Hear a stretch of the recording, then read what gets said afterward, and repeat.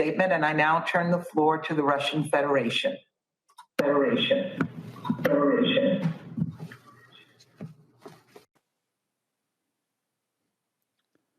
Madam President, we thank the Swedish Foreign Minister Ann Linde for her briefing on the OSCE's work, on the issues on its agenda, and also the priorities of the current chairmanship.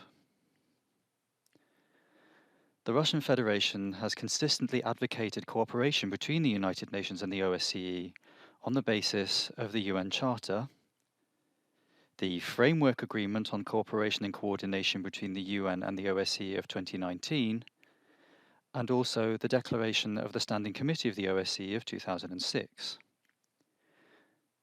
We believe that the OSCE should add to the UN's efforts in the areas of its responsibility.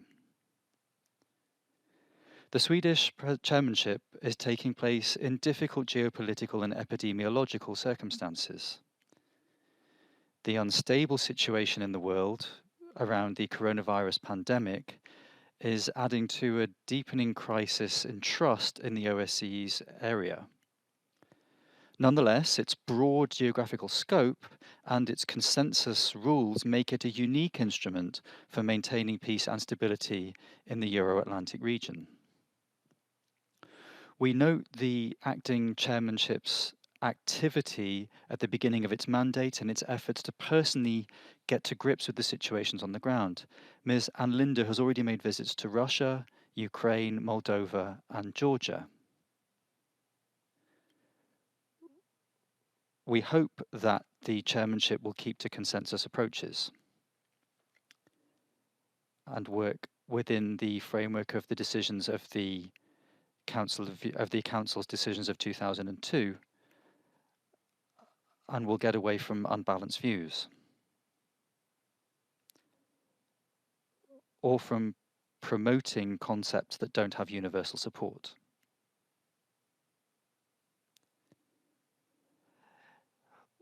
We're living through a time when there is a loss of mutual trust in regional organizations, including in the OSCE. And therefore, the main mission must be to re-establish mutual understanding in resolving crises in the various regions.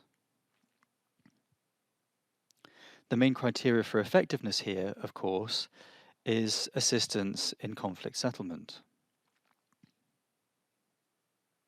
What's required of the OSCE is an objective approach to resolving the conflict in Ukraine and helping to have dialogue, direct dialogue between the parties, Kiev, Donetsk, and Luhansk, and also assistance in implementing what was approved by Security Council Resolution 2202, namely the Minsk package of measures. We hope that the Swedish chairmanship will guarantee the impartial work of the Special Monitoring Mission of the OSCE in Ukraine, and that the mission itself will carry out balanced monitoring on both sides of the contact line, including on human rights. This is directly stipulated by its mandate. There is a need to monitor, analyze, and report on discriminatory initiatives by the Ukrainian authorities towards the Russian language, national minorities, and the Ukrainian Orthodox Church, and to monitor the situation around freedom of speech and the media. Incidentally, violations of press freedom and actions against national minorities, including their civil and language rights, have in recent years become a scourge in a whole range of OSCE member states. And in the absence of condemnation from regional organizations, this situation is worsening. We call on the acting chairmanship and the specialized departments of the OSCE to pay particular attention to the degradation in human rights in the area of the organization's responsibilities.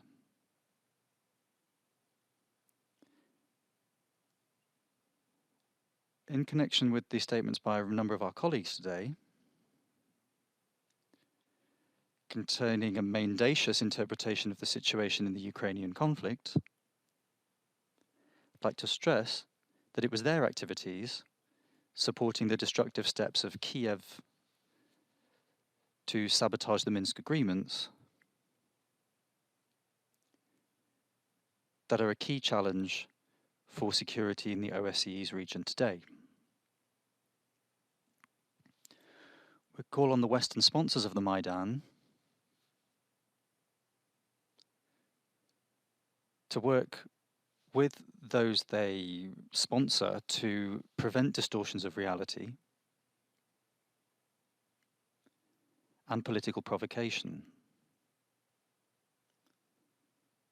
and to deal with the proper issues in the east of Ukraine, as stipulated by the Minsk agreements. Before accusing us of something, ladies and gentlemen, look at what you're doing. And stop turning a blind eye to flagrant violations of human rights, freedom of speech and of the press, which have also become, we've also seen the glorification of Nazism become an everyday occurrence. Not only in post-Maidan Ukraine, but also in the Baltic countries, in particular in Estonia. It will be useful not only for your reputation, but also for re-establishing trust and cooperation in the OSCE area.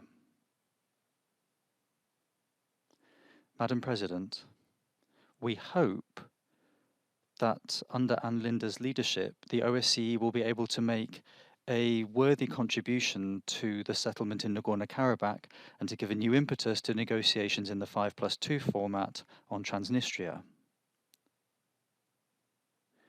We welcome the co-chairmanship by the United Nations and the OSCE of the Geneva discussions on the Southern Caucasus. We hope that the special representative of the acting chairmanship on the South Caucasus will be able to facilitate constructive contacts between Georgia, Abkhazia, and South Ossetia. We encourage you, Ms. Linda, to begin implementing what was proposed by Russia last year, namely a consultation process on increasing effectiveness of the OSCE. We're talking here about increasing the results from the work of the Secretariat, the institutions and various field missions, also optimizing the OSCE's measures and the preparations for the Council of Ministers, and striking a balance between the three baskets as they're known, and improving the budgetary process. It's also important to overcome the socio-economic consequences of the coronavirus pandemic. There's a need to help those sectors of the economy that have struggled, including tourism. We support the presidency's, or the chairmanship's plans rather, to devote attention to increasing women's participation in economic activity, but without a connection to Security Council Resolution 1325, which covers the involvement of women in peace processes. There's a need to correct the thematic and geographical biases in humanitarian affairs. The priorities include the fight against racism, neo-Nazism, the falsification of history, and the stoking of interreligious hatred.